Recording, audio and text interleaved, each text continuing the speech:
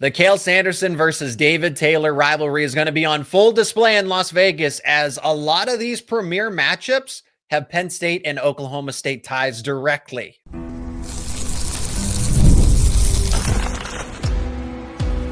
You are Locked On Nittany Lions, your daily podcast on the Penn State Nittany Lions.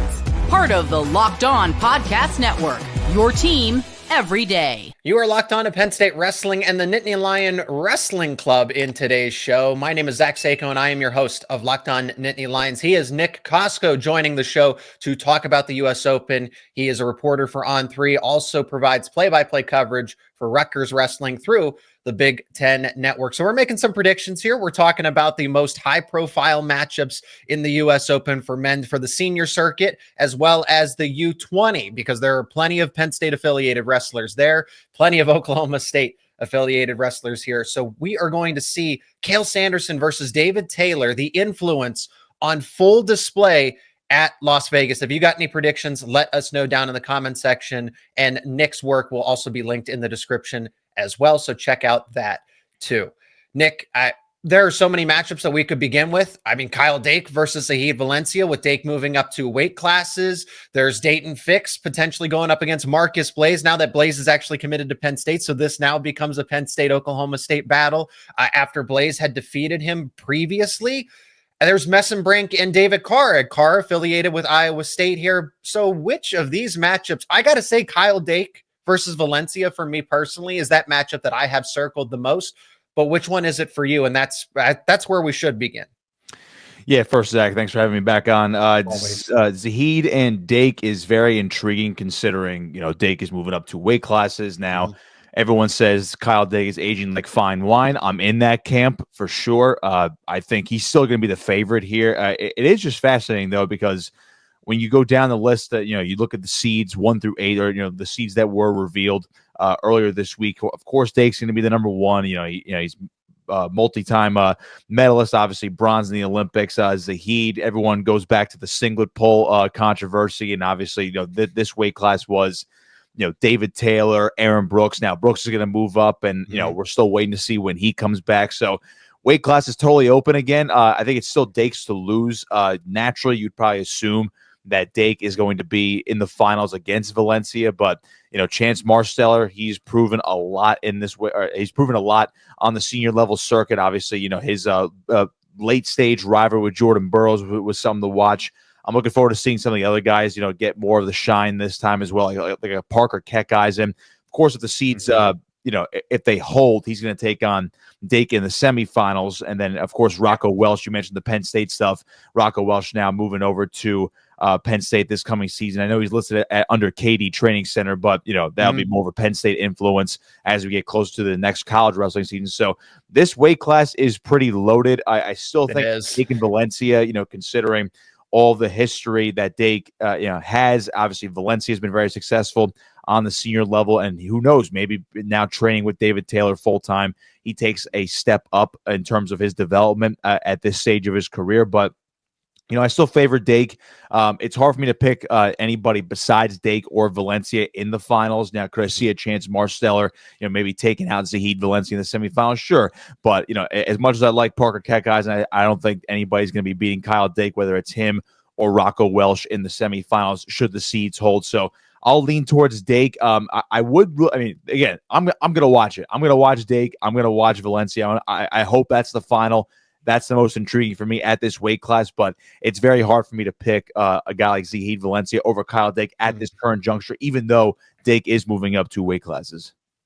I like this one, and I talked about it in my individual preview, that this is a legacy bout. This is a legacy battle where Kyle Dake, he's as decorated as it gets, but he still hasn't won that Olympic gold. So he's still fighting for a legacy to truly be cemented. And with Valencia now in his prime, this is either a good stepping stone, or you're either going to take 3 steps forward or 3 steps backwards. So are you playing catch up, or are you now going to be that prime wrestler at 86 kilos? So I would take Kyle Dake as well, but he is moving up 2 weight classes. Remember, but it's not like this is unfamiliar territory. He has wrestled here before on international circuits. So Kyle Dake has made these weight class moves before.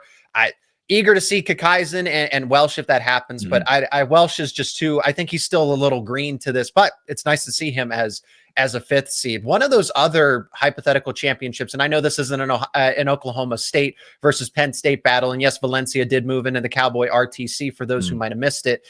Going to 74 kilograms. We're going to go a little jagged here, zigzag a little bit, just because the matchups, the premier ones are some of these different weight classes. David Carr versus Mitchell Mesenbrink. We get a rematch potentially of that NCAA finals at 165 from 2 years back. And Mesenbrink was right there. He was on his way to potentially being a four-timer. Carr stopped that if Mesenbrink had known how much time was on the clock.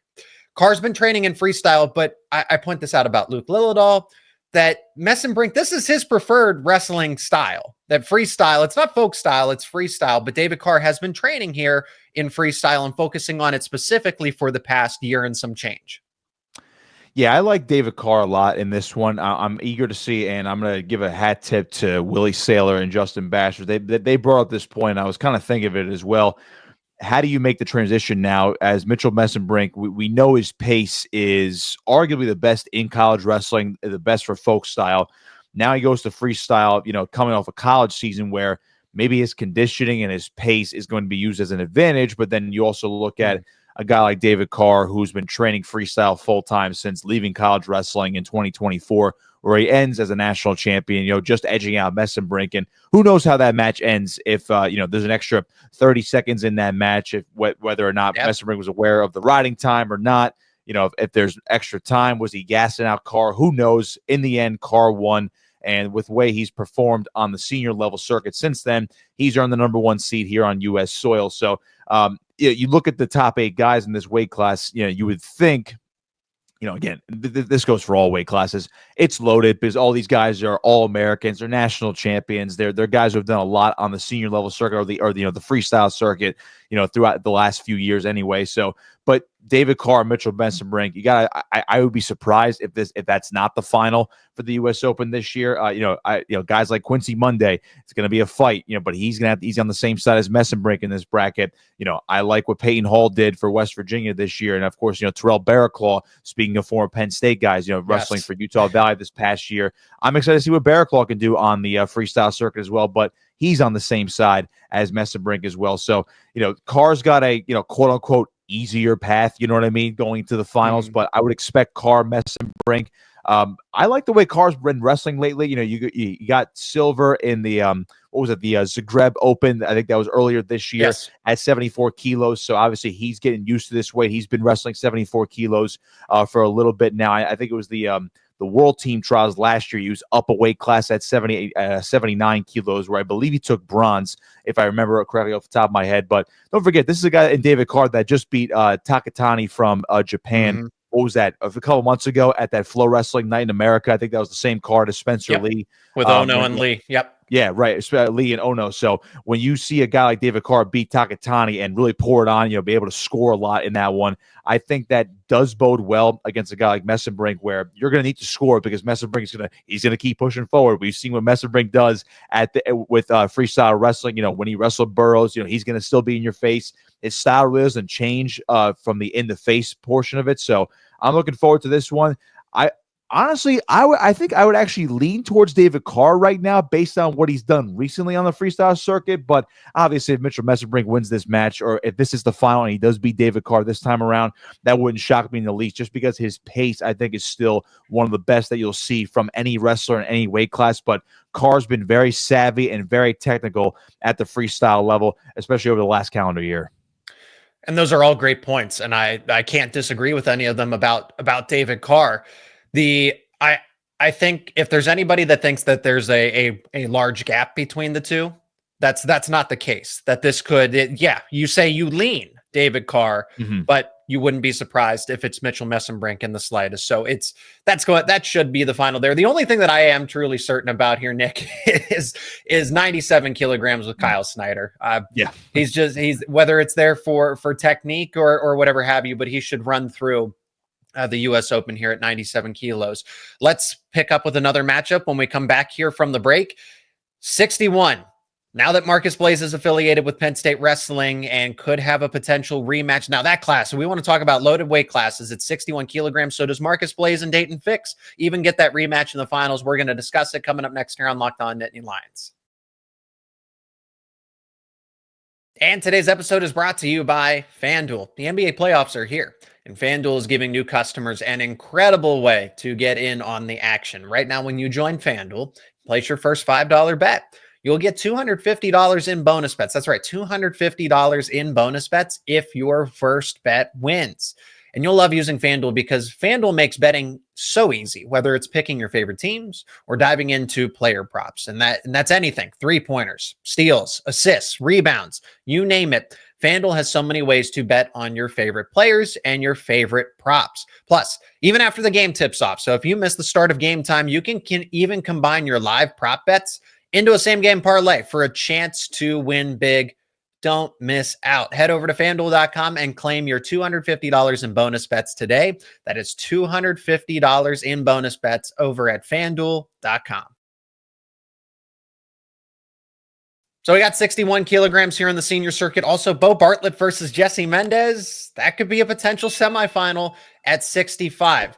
We pick back up with Marcus Blaze and Daton Fix. This one is interesting because Marcus Blaze is the number 1 pre-seed, and he hasn't even wrestled a collegiate match. Daton Fix, I never won an NCAA championship, but was just somebody that was always around the finals, was always on the podium, and he was so close. And then Blaze, when they met for the first time, when Blaze was younger, inexperienced, I guess a little less inexperienced, right? It's hard to say that, oh, he doesn't have the experience because he's been so great on this international stage. I think that we could see that potentially again, but I do not want to discount any of these wrestlers in 61 kilos between Garrett, between Gross, between DeSanto. Jax Forrest is in here as well as a 6 seed, former Penn State wrestler Nico Megaludis. And then Tomasello as the 8 seed against Blaze is already going to be difficult right out of the gate if these all hold true. Mm-hmm. Yeah, 61 kilos, Zach, is mind-boggling, especially since an 18-year-old in Marcus Blaze, who has not even stepped foot. I mean, of course, he has stepped foot on the Penn State campus at this point, but he's not wrestled in a Penn State single yet, which is kind of mind-boggling. Exactly. And he already has a win over Daton Fix. Got to go back to last year's World Team Trials at 61 kilos. But don't forget, it was a 2-2 match, one on criteria, and Blaze is a guy who, I guess this is going to develop as he gets older, and maybe his style doesn't translate to this when it comes to scoring a lot. Maybe that'll change even this weekend, or it'll change a couple of years down the line. But he doesn't score much, but he does win these tight matches, which is already very impressive to me, because it's like, hey, if you're not going to be able to score, you better be stout defensively, and you better be able to pick your spots is what I was going for. So he knows how to do that.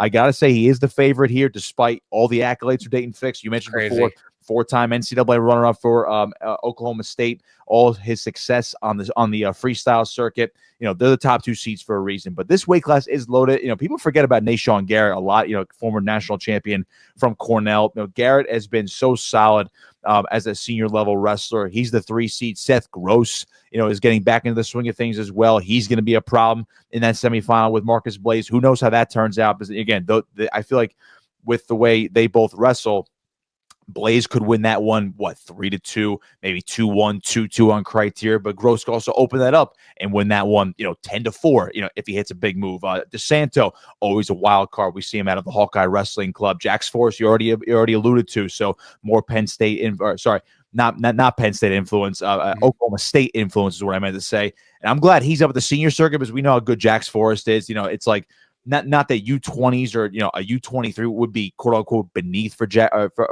Jax Forrest, but I like the way that he's already approaching the senior level stuff, considering what he did last summer with world team, Olympic team, wherever the case may be. So he's going to be a tough out. Maybe he makes a bit of a run as well. Nico Megaludis, longtime veteran. Tomasello is the 8th seed. He's going to give Blaze a tough first match. Who knows? I mean, I think you got to pick Blaze or Fix. And it's tough to say, I don't want to go chalk here, but you have to go chalk, it seems like, with a lot of these picks, if you are making picks in each of these weight classes. But would it shock me if Tomasello knocks off Blaze in a quarterfinal matchup?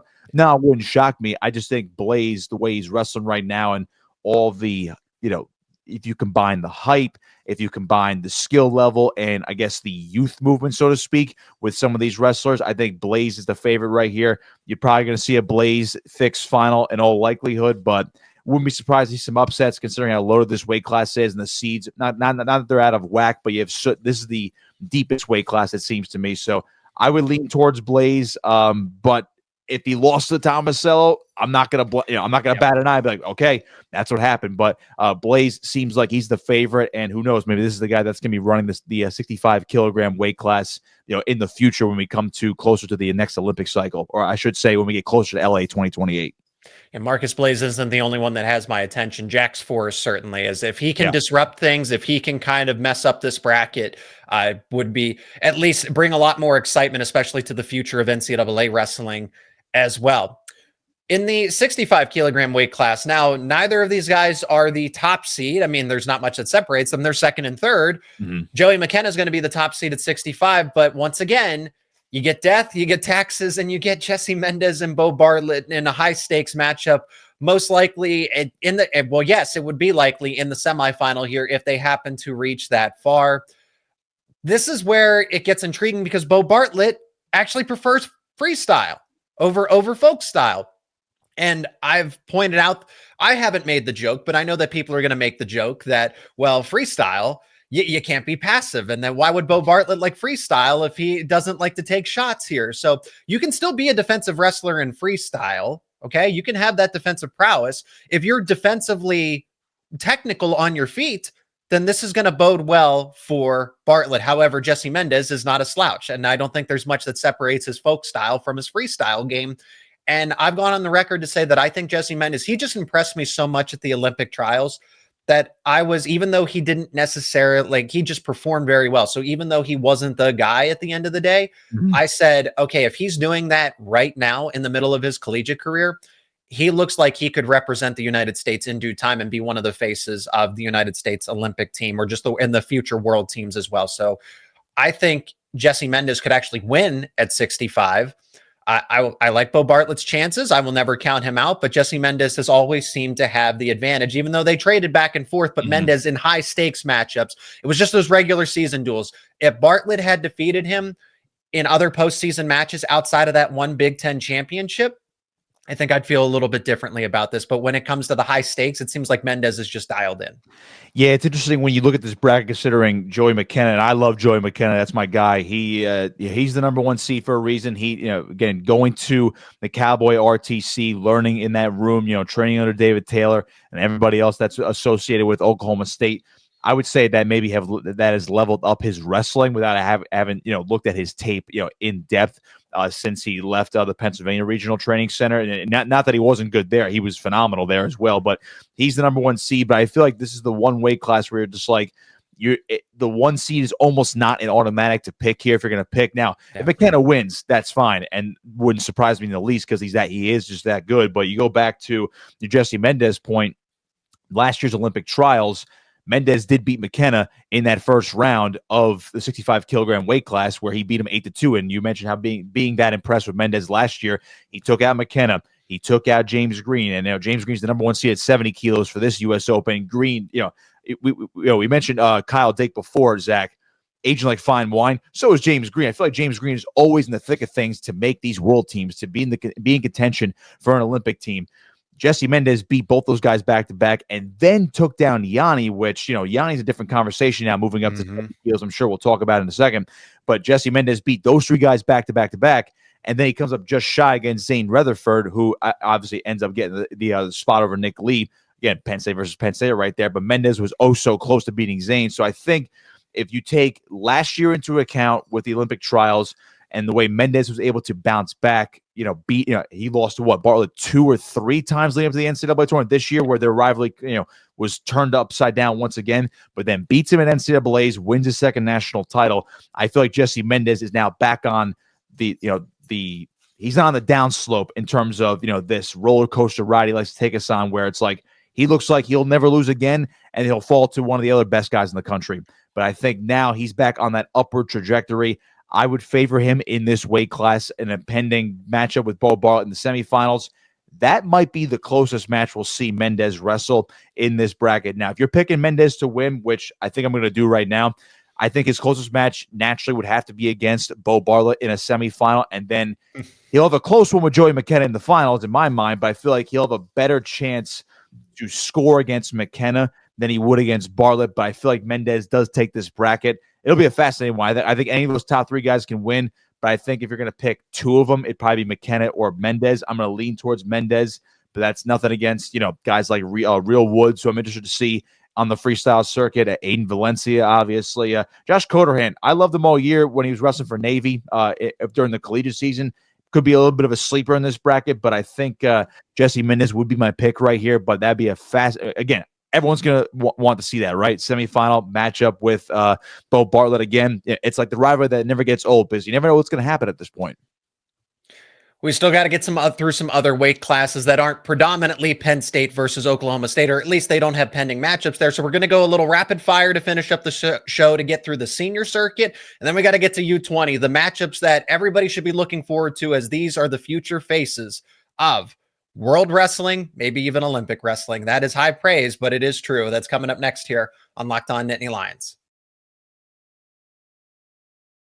Today's show is brought to you by Amazon Fire TV. Did you know your Fire TV is also an Xbox? Turn any TV into your gaming and entertainment hub with Fire TV Stick 4K devices. No console required. Just grab your paired controller, subscribe or sign in to Xbox Game Pass Ultimate with EA Play included, and you're ready to play.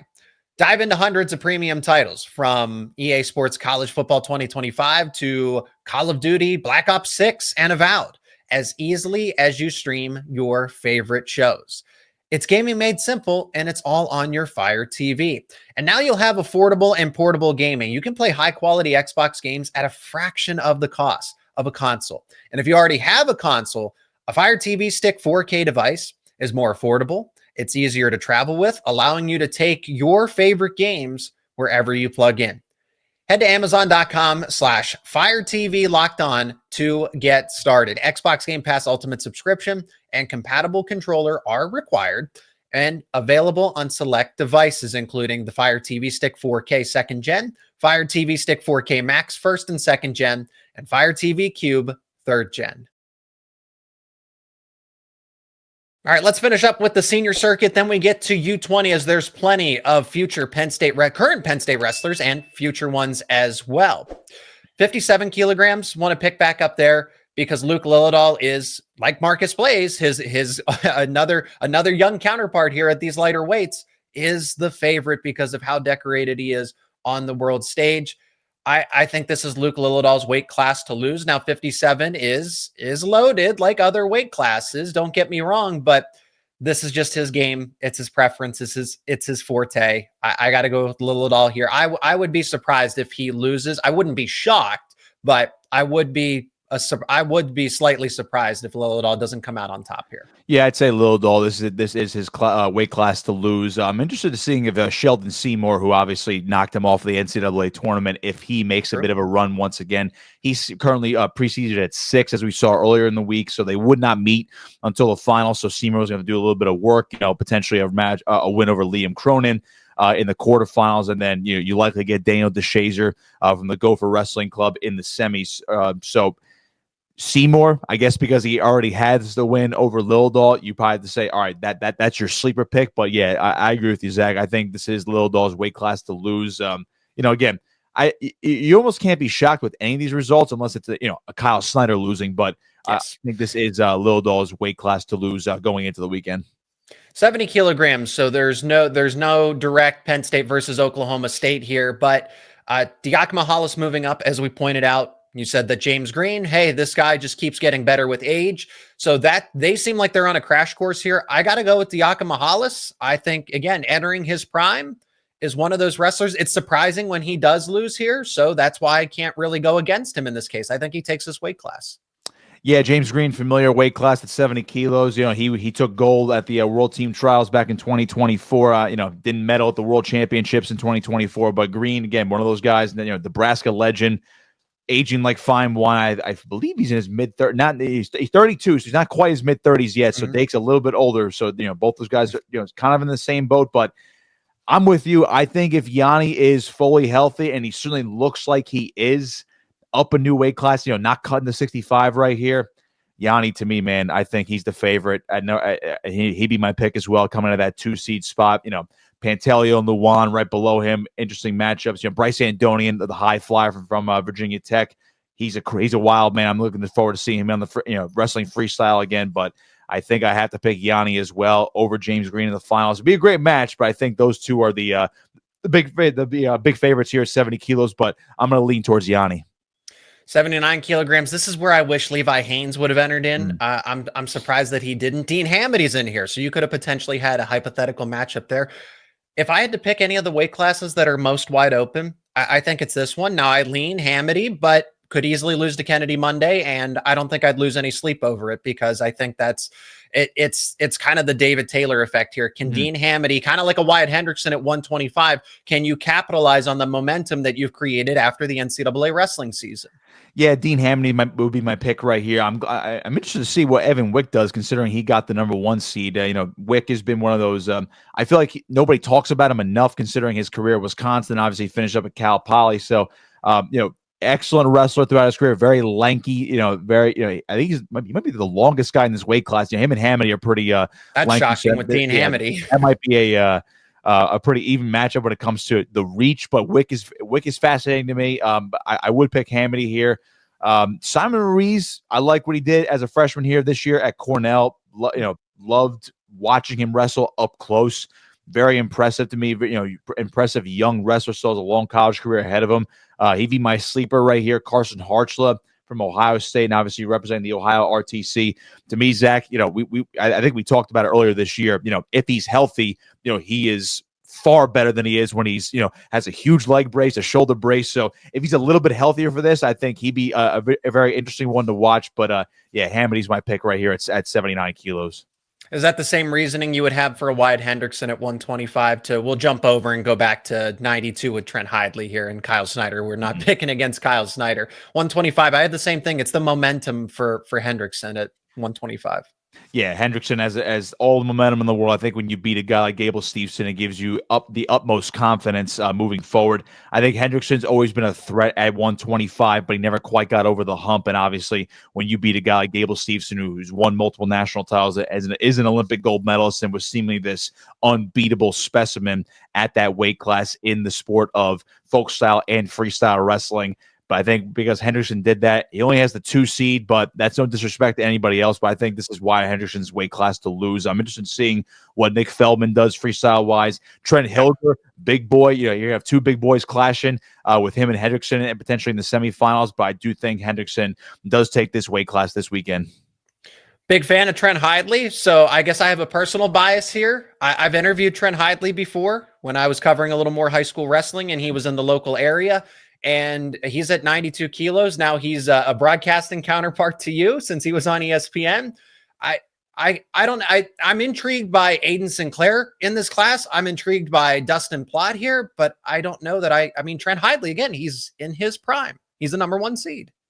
Yeah, 92 kilos is Trent Hidley. It's interesting that the number 2 seed, Mike Macchiavello, a guy who, he's one of those stories at NC State where, like, you wouldn't have thought he'd be a national champion. All of a sudden, national champion to close out his career. He is awesome. But Trent Hidley, different level. I love that guy. I love that guy. He's very tenacious. He's in your face. He's very physical. I think he does win this weight class. Sinclair's an interesting one to watch out for. Eric Schultz as well from the Nebraska Wrestling Training Center.